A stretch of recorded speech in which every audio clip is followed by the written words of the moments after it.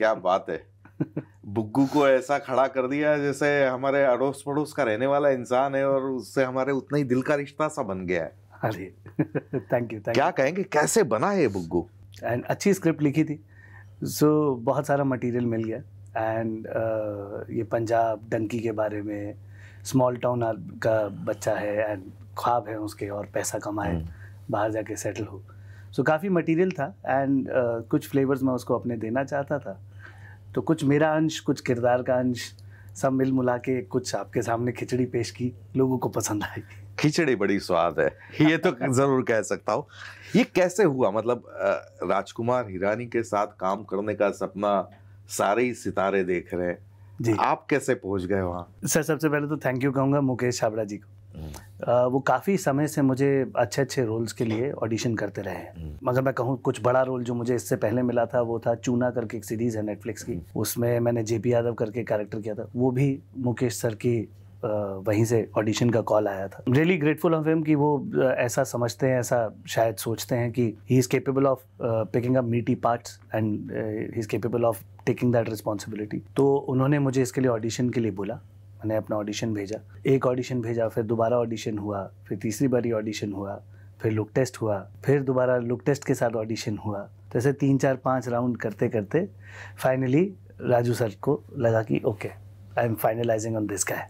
मतलब बुग्गू का कैरेक्टर ये एक ऐसा कैरेक्टर है कि जो हर एक्टर को बड़ा सपने वाला कैरेक्टर होता है, ड्रीम रोल है कि आपको एज प्ले करने मिल रही है शुरू से आखिरी तक। पर साथ साथ मजा भी ये है कि एक्टर के लिए चैलेंज भी उतना ही है, मुश्किल भी उतनी है कि आप वो एज प्ले करें जवानी से बुढ़ापे तक। हाँ, इनफैक्ट वो सबसे बड़ी किक होती है आपकी, क्योंकि वो डिफरेंस भी दिखे और उम्र के हिसाब से हमारे बर्ताव भी बदलते हैं। तो जैसे बुग्गू में मैंने एक चीज़ सोची थी, मतलब बचपन में बहुत विटी था, सोचता नहीं है और एकदम से बोल देता है, लेकिन बाद में हालात इसको ऐसे मिल जाते हैं कि यार क्या कर रहे हैं हम, कहाँ फंस गए, वैसे वाला तो थोड़ा चिड़चिड़ा भी हो गया है हंसमुख, अभी भी हंसमुख है, पर वैसा वाला हो गया कि भाई ज़िंदगी चल रही है तो चलने दे।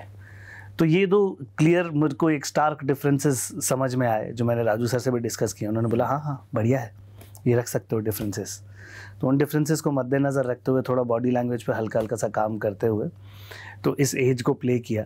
रिदम स्लो हो जाती है जब आदमी जैसे जैसे उम्र दराज होता रहता है। बच्चे की रिदम देखिए बहुत ऐसा चर्पी और फास्ट रहता है, एक थॉट ख़त्म नहीं होता कि दूसरा आ जाता है। बड़े होके अब हर पेशेंस आ जाता है इंसान में, जीने के लिए, खाने के लिए, हर चीज़ का। आपका सारे अपने ऑर्गन्स के साथ जो है रिश्ता जो होता है वो और गहरा हो जाता है। तो आप सब समझने लगते हैं, आप डाइजेशन समझने लगते हैं, आप अपनी भूख समझने लगते हैं, जो कि इंसान को बहुत समय बाद समझ में आता है। हाँ। तो फिर आप अपनी चॉइसेस, अपने टेस्ट समझने लगते हैं और फिर आप जीरो डाउन करने लगते हैं। तो आप सॉर्टेड होते रहते हैं जैसे जैसे आप जीते रहते हैं ज़िंदगी। तो ये सब ख्याल थे जिनको कहानी में पिरोया, उसके साथ क्या क्या बीती होगी, तो उसकी बैक स्टोरीज लिखी। इससे पहले भी मैंने सीक्रेट गेम्स में भी कुछ ऐसे ही एज प्ले करने के लिए मुझे मिला था। और मुझे एज एन एक्टर बहुत किक मिलता है जब मैं कुछ अपने से अलग करता हूँ। और उसकी खास बात ये है कि वो सिर्फ ग्रे कलर नहीं लगाया गया है, वो बॉडी लाइन में भी दिखता है कि नहीं यार ये आदमी होगा। अगर कोई ना जानता हो आपको कि ये विक्रम नहीं है तो वो कन्विंस होगा कि नहीं यार इसी एज का आदमी होगा ये। हाँ, वो एक थिन लाइन होती है सर, कैरिकेचरिश में भी शायद जा सकते हो। मेरा तरीका दूसरा है कि मैं कैरिकेचरिश से जाता हूँ और उसको माइनस करता रहता हूँ। कितना कैरिकेचरिश हो सकता है बुढ़ा आदमी, अब उसको माइनस करते करते करते करते करते आप कहाँ तक उसे लेकर आएंगे कि उसका कैरिकेचरिश पार्ट चला जाए। तो जो रह जाएगा वो आपका बुढ़ापे का सत्य है। मैं आई फंक्शन ऑपोजिट। मतलब इतना सारा काम करने के बाद, इतनी सारी फिल्मों के बाद अभी भी वो बेसिक जो सीखा है, थिएटर में सीखा है, वो काम आता है, वो प्रोसेस काम आता है? बिल्कुल आता है। मतलब मैं राष्ट्रीय नाट्य विद्यालय से हूँ, तो वहाँ की ट्रेनिंग हमेशा हैंडी आती है। मतलब आप कहीं फंस जाएं और आपको कुछ समझ नहीं आ रहा है, स्विच ऑफ किया, सीधा बेसिक्स पे गए। क्या चाहिए, एक एक्टर कैसा होना चाहिए, क्या सिनेरियो होना चाहिए, आपके 5 Ws, आपका सब text.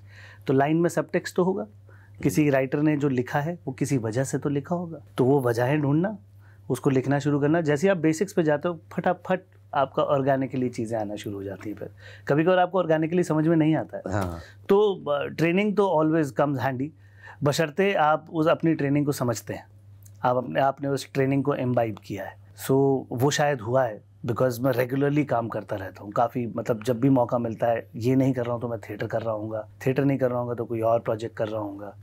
So I keep trying different. मतलब ऐसे बॉलीवुड में बहुत कम एक्टर्स हैं इस इंडस्ट्री में, थिएटर के लिए भी उतना ही वक्त निकाल रहे हैं, and you are one of them. हाँ, निकल जा रहा है सर, क्योंकि निकलता नहीं, बड़ा मुश्किल है इस धंधे से थिएटर के लिए समय निकालना। शायद वो प्यार है सर एक्टिंग के लिए, या वो पैशन है मेरा। मेरे को एक ही चीज़ आती है और मैं इस चीज़ में बहुत खुश भी हूँ कि मेरी ज़िंदगी भी यही चीज़ है।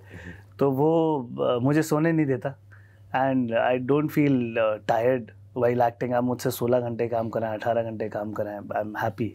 You can keep telling me कि यार आज ये सीन है, आज वो सीन है। इनफैक्ट पहले भी हमारे साथ ऐसा बहुत बार हुआ, जब बॉम्बे आया था, जब काम नहीं होता था तो हम रात भर बैठ के हम डिस्कस करते थे टेक्निक्स के ऊपर, चीज़ों के ऊपर, और कौन से एक्टर ने क्या कहाँ पर कैसे किया है। मेरे घर पे कोई ना कोई रहता ही था, 3-4 लोग, हम लोग आपस में खाना बनाया, कुछ किया और बैठे बात कर रहे हैं, डिस्कस कर रहे हैं, कॉन्टिन्यूसली डिस्कस कर रहे हैं।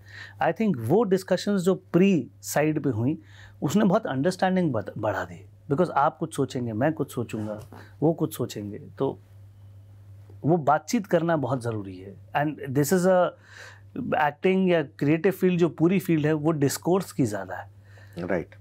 ऑफ कोर्स विजुअल मीडियम है, जिम भी जाना चाहिए लेकिन मुझे लगता है डिस्कोर्स ज़्यादा है। शांत रह के अपने में वो भी चाहिए, सॉलिट्यूड भी चाहिए, ताकि आप अपने आप को समझ सकें, लेकिन अपने साथ भी डिस्कोर्स ज़्यादा है। मतलब जिम के अलावा मेंटल जिम भी चलते रहना ज़रूरी है। बिल्कुल बिल्कुल चाहिए।